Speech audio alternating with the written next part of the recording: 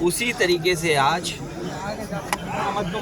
जयप्रकाश जी को संपूर्ण क्रांति के नायक के जन नायक नेता के लिए हर वर्ष हम लोग आज की तारीख में आते थे। और ये कोई पहली बार नहीं है कि इस जेपी समाजवाद म्यूजियम में हम लोग माल्यार्पण करने पहली बार आ रहे हों।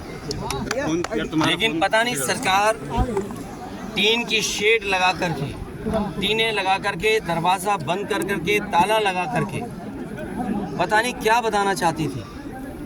ये वही जेपी है जिन्होंने संपूर्ण क्रांति का नारा दिया था, और वो इसलिए दिया था कि उन परिस्थितियों में उस समय पर चरम सीमा पर महंगाई थी, चरम सीमा पर बेरोजगारी थी, चरम सीमा पर भ्रष्टाचार था, और न जाने कितना उनके साथ देश के समाजवादी नेताओं को जेल जाना पड़ा, इमरजेंसी लगी।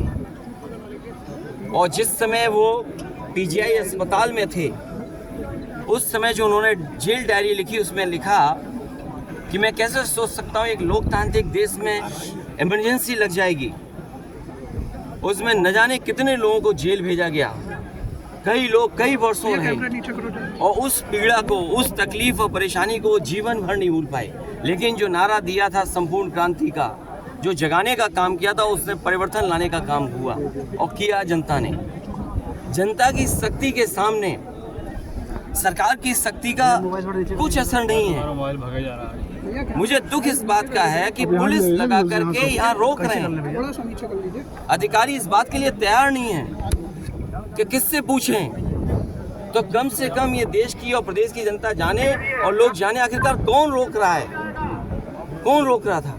इसलिए मजबूरी में जिस तरीके से हर बार माल्यार्पण करने हम समाजवादी लोग आते थे, मुझे याद है जब उद्घाटन हुआ था, नेताजी यहाँ आए थे, नेताजी से मैंने उद्घाटन करवाया था।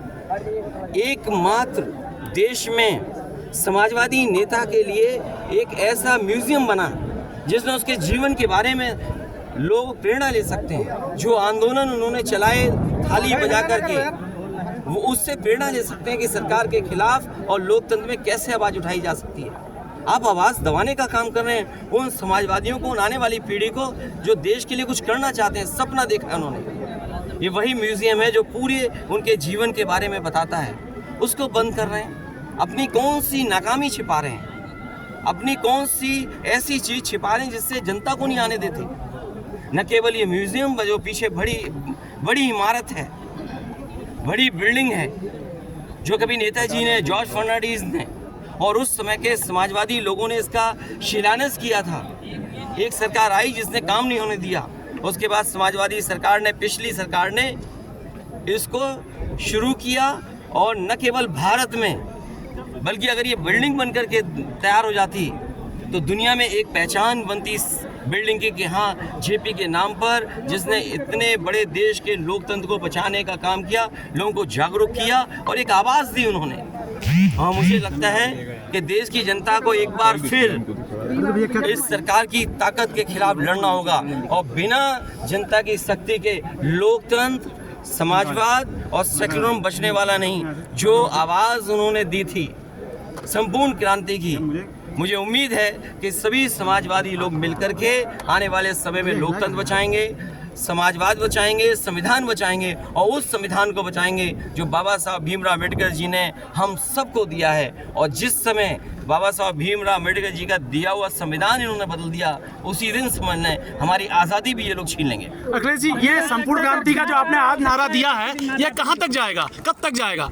पत्रकार साथियों, उसमें तो आप में से भी बहुत से ऐसे लोग थे जो इस आंदोलन में ये 24 तक जाएगा और 27 तक परिवर्तन करेगा। और एक लंबी लड़ाई में शुरुआत कहीं तो होगी, एक लंबी लड़ाई में जो 140 करोड़ का देश है, एक लंबी लड़ाई है। अगर हम दुनिया के पैमाने पर देखें, हमारी शिक्षा कहाँ है, हमारे यहाँ आपके स्वास्थ्य सेवाएं कहाँ हैं, बेरोजगारी चरम सीमा पर। तो ये इतने बड़े देश के लिए अगर आज सोचेंगे तो मैं समझता हूँ अगर सपना देखेंगे सब लोग तो वो पूरा एक दिन ज़रूर होगा।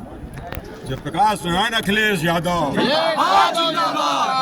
एक बात मैं बताना भूल गया, इस सरकार को लोगों से वसूलने का पैसा याद होगा आपको। एक समय सरकार कानून लाई थी कि जो पब्लिक प्रॉपर्टी का नुकसान होगा वो उस व्यक्ति से वसूला जाएगा। और अभी आपने अखबारों में पढ़ा होगा कि एक सड़क खराब बनी थी, जो दोषी थे उससे वसूलने के लिए सरकार ने निर्णय लिया है। आज जो JP-NIC बर्बाद हो रहा है, समाजवादियों का म्यूजियम बर्बाद हो रहा है, या आपका ये गोमती का रिवर फ्रंट बर्बाद हो रहा है, तो कहीं ना कहीं सरकार को इसकी भी भरपाई करनी चाहिए। और जो बुलडोजर लेकर के घूमते हैं, कम से कम उन्हें अपने वेतन से भरपाई करनी चाहिए इसकी। सर, आज जो आपका रूप देखने को मिला वो समाजवादी पार्टी कार्यकर्ता जोश से भर गए थे बाहर। बहुत धन्यवाद आपका।